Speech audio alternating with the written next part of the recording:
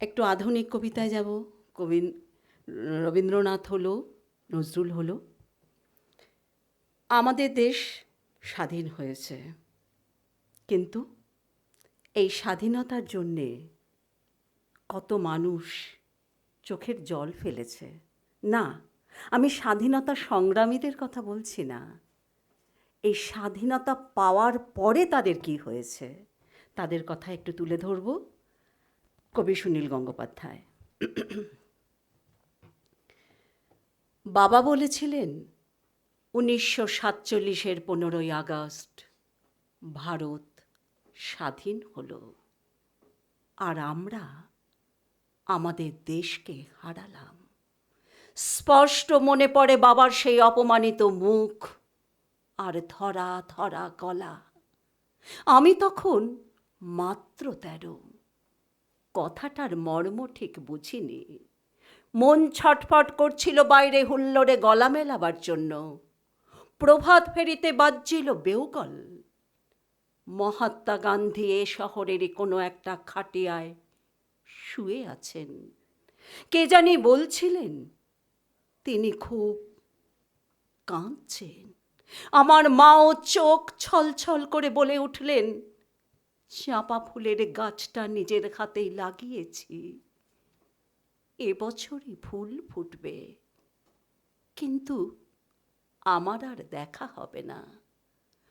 লাহোর না এলাহাবাদের কোনো একটি হোটেলের ঘরে ঘামতে ঘামতে র্যাডক্লিফ নামে এক ইংরেজ কাটাকুটি খেলছে ভারতের মানচিত্র নিয়ে।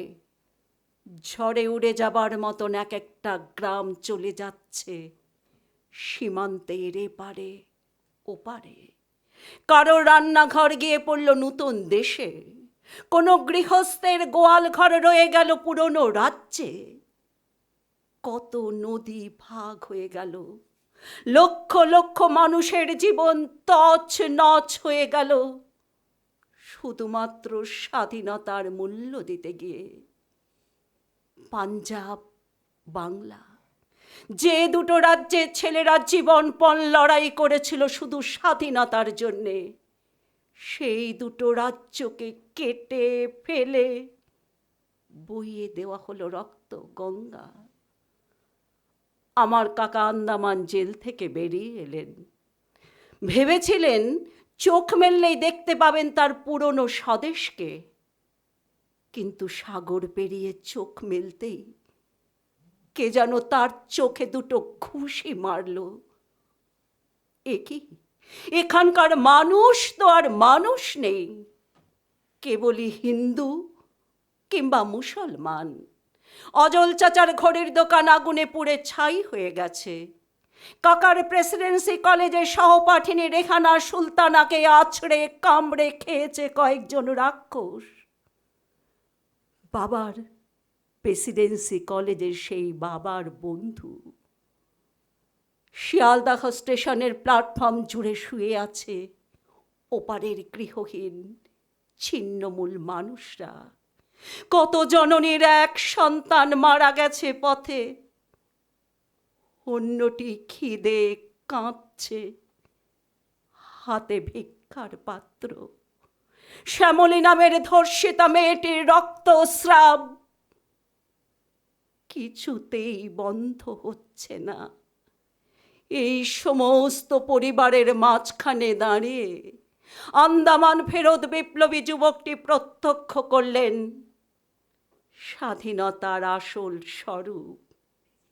একজন বৃদ্ধ চিৎকার করে বলে উঠলেন, বাচ্চা গান্ধীটা মেনে নিল দেশভাগ।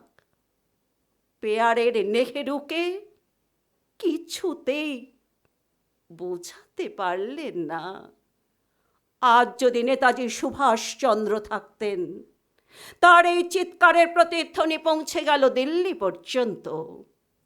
এক প্রার্থনা সভায় মারাঠি যুবকের হাতে খুন হলেন গান্ধীজি। জন্ম থেকেই স্বাধীনতা নামের শিশুটি বিকলাঙ্গ। আমার বাবা মৃত্যুর শেষ দিন পর্যন্ত কাতরভাবে বলেছিলেন, আমি একবার বাড়ি যাব, আমাকে তোরা একবার বাড়ি নিয়ে চল।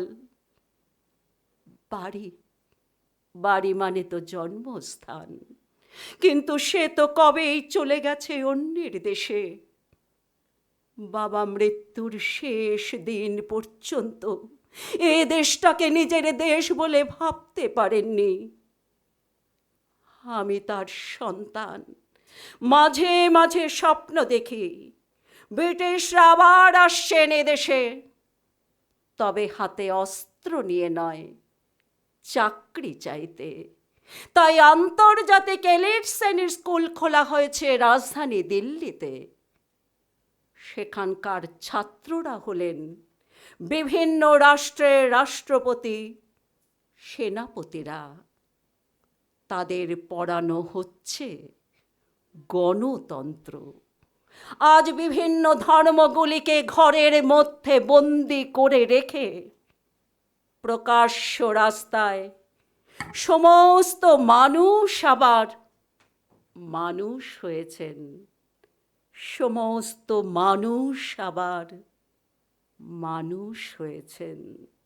ধন্যবাদ, সবাই ভালো থাকবেন।